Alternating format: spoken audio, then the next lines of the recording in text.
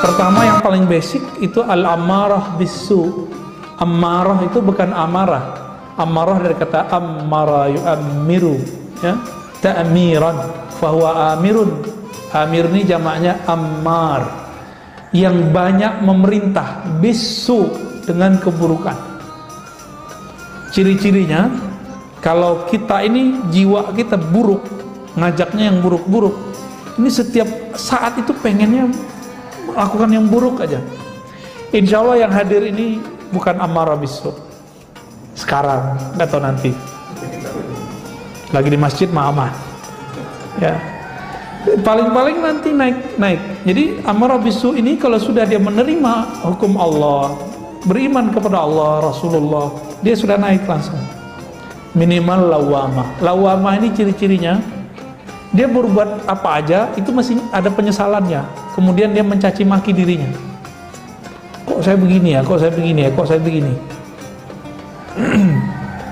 Ini lawamah. Maka Allah bersumpah dengan jiwa yang lawamah. Dan ternyata nanti di akhirat semua jiwa mencela dirinya, baik yang masuk surga ataupun yang masuk neraka.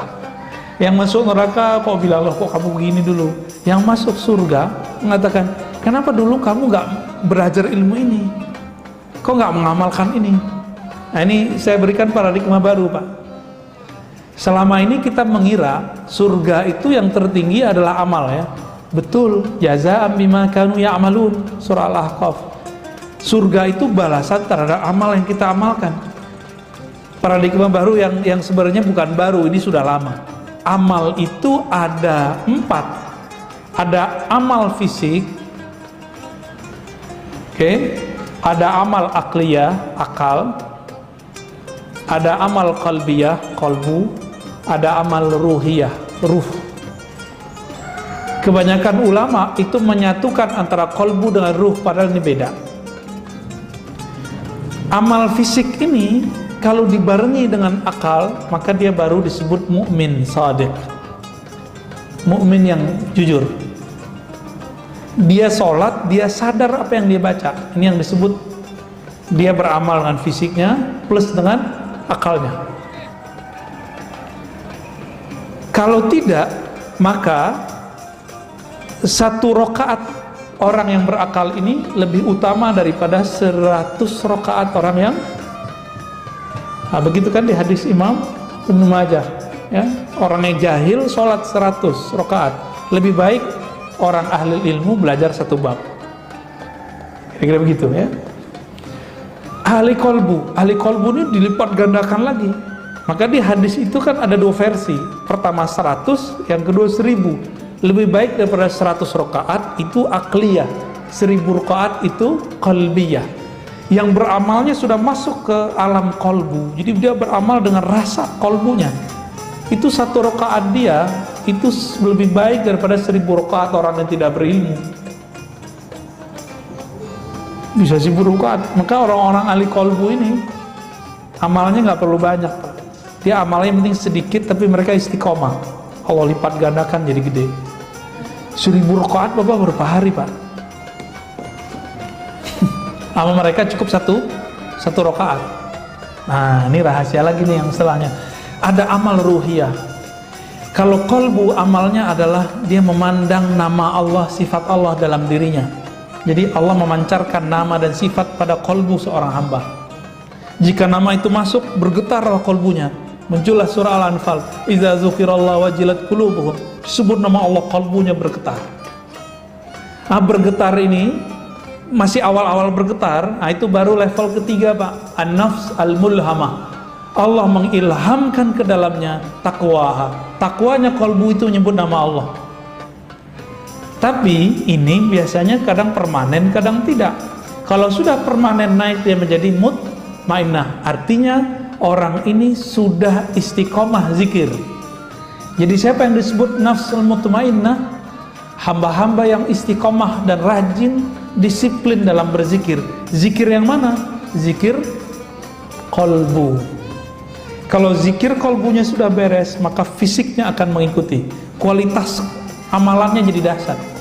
Dulu ada seorang hafiz punya murid. Murid-murid ini mau belajar zikir. kepada salah satu orang ahli zikir lah ya. Ditelepon sama gurunya nih, Ustadz, ente kok bawa murid aneh belajar zikir gitu. Ntar dia ketinggalan lagi hafalan Qur'annya. Dijawablah sama orang ini, loh Ustadz, inti Qur'an kan zikir. Maksudnya kalau ente sudah tenang berzikir, ngafalnya cepat. Oh gitu ya? Bisa ada jaminannya nggak? Nanti dia nggak ninggalin hafalannya. Udah tenang, nanti ente dijamin. Jaminan di Quran sendiri. Ala bidzikrillah tatmainnul qulub. Bener lah. Ada salah satu muridnya orang ini, dia kalau zikir kolbu itu nggak perlu takrir banyak-banyak Pak kalau mau khataman. Dia ingat sebentar aja langsung datang semua tuh Qurannya. Nah, jadi jangan dibenturkan ilmu zikir dengan ilmu hafalan. Nggak bertentangan. Justru matching. Ilmu zikir nih bikin orang gampang menghafal. Tanya ke imam kita nih, kalau orang nggak tenang bisa ngapal nggak Tat?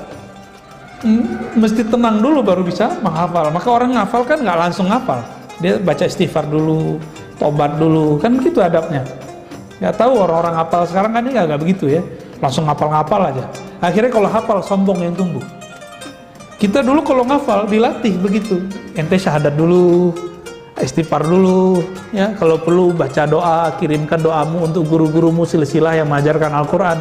Nah, jadi betul-betul dibuat orang ini merendah, istiqomah dia di situ. Dia disebut an-nafs al-mutmainnah. Zikirnya zikir kolbu tuh Pak ya. Radiyah mardiyah itu zikirnya muraqabah, dia merasa dilihat oleh Allah Subhanahu wa ta'ala. Itu radiyah mardiyah, itu level sampai ke level 6. Bedanya kalau radiyah ini dia yang mencoba untuk memandang kolbunya. Kalau mardiyah ini Allah sendiri yang meminjamkan pandangan itu. Zikirnya sudah bukan lagi zikir menyebut, baik di lisan ataupun di kolbu. Zikirnya adalah zikir mengingat, zikir dipandang. Nah, ada yang lebih tinggi lagi, al-insan al-kamil. Nah, insan kamil ini dia sudah mengerti semua yang seharusnya seorang hamba mengerti tentang sifat-sifat Allah. Nah, ini baru insan kamil. Di atasnya masih ada lagi Pak. Nah, ini nggak boleh saya ceritakan. Minimal hamba yang insan kamil ini sudah sampai di makom al-ihsan, an ta'budallah ka'annaka tara. Engkau beribadah seakan memandang Allah. Kalau kita mandang tembok Pak ya,